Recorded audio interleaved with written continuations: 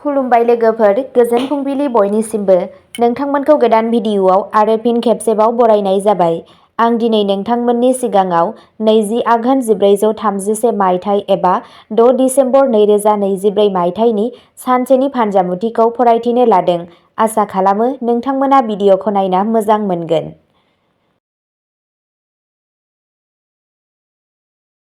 गिबियावनो दङ मेष राशि। दिनैनि साना बे राशिनि सुबुंफोरनि थाखाय एसे दावराव-दावसि जागोन। साख्रियाव सोलायनायजों नोंथाङा गुबुन जायगायाव थांनो हागौ। खामानियाव जाफुंसार जानो हागोन। नोंथाङा मावख'आव खामानिनि नारसिननायखौ मोनदांनो हायो। गावनि सावस्रिनि बागै सांग्रां जा। वृषभ राशि। दिनैनि साना वृषभ राशिनि थाखाय मोजां जागोन। नोंथाङा नखरजों मोजां सम बारहोनो खाबु मोनगोन। साख्रियाव सोलायनायजों लोगोसे जायगाया सोलायनो हागौ। आयआ बांगोन। रां थिसननायनि खाबुफोरखौ मोननो हायो। मिथुन राशि।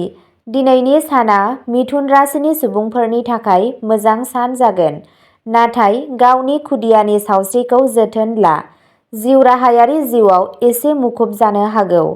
रायज्लायनायाव समानथि लाखि। साख्रिनि खाबुआ बांनो हागौ। कर्क राशि।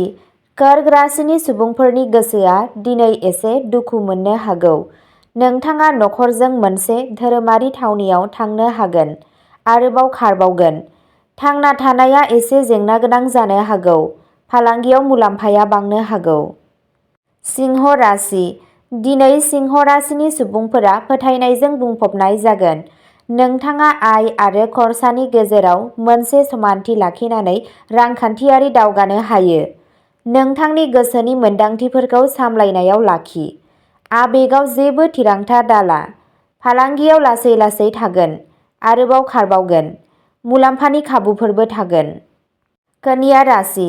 कन्या राशिया गावसोरनि गोसोआव थानाय गाज्रि साननायनिफ्राय गोजानाव थानांगौ। जेबो खामानि गैयै बाथ्रायाव रागा जोंनाङा। साख्रियाव दावगानायनि लामाफोरा गेवगोन। आयआ बांगोन।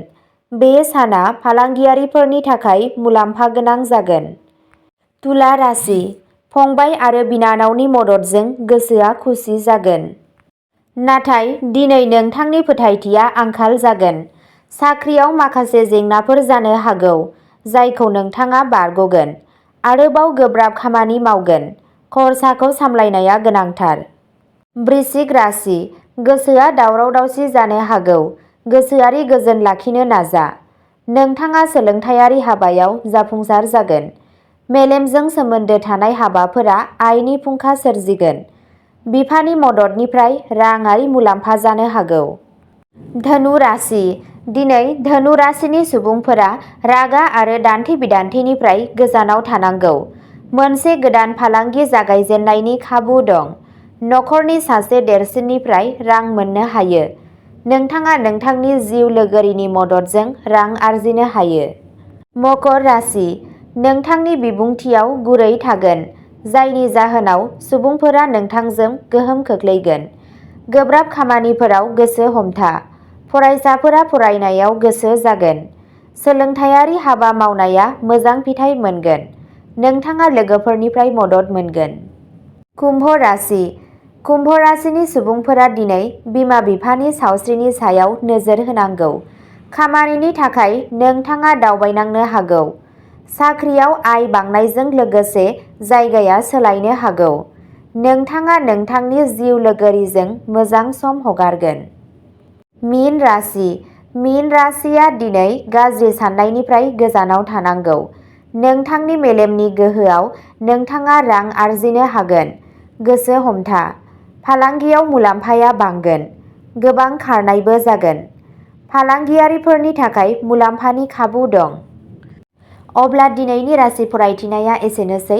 नोंथांमोनहा बेबादिनो सानफ्रोमबोनि फानजामुथिखौ मिथिनो थाखाय चेनेलखौ साबस्क्राइब खालामनानै लादो आरो भिडिअखौ नायनानै मोजां मोनदोंब्ला अन्नानै लाइक, शेयार आरो कमेन्टबो खालामनानै होलांब्लानो जाबाय। गोजोन्थों।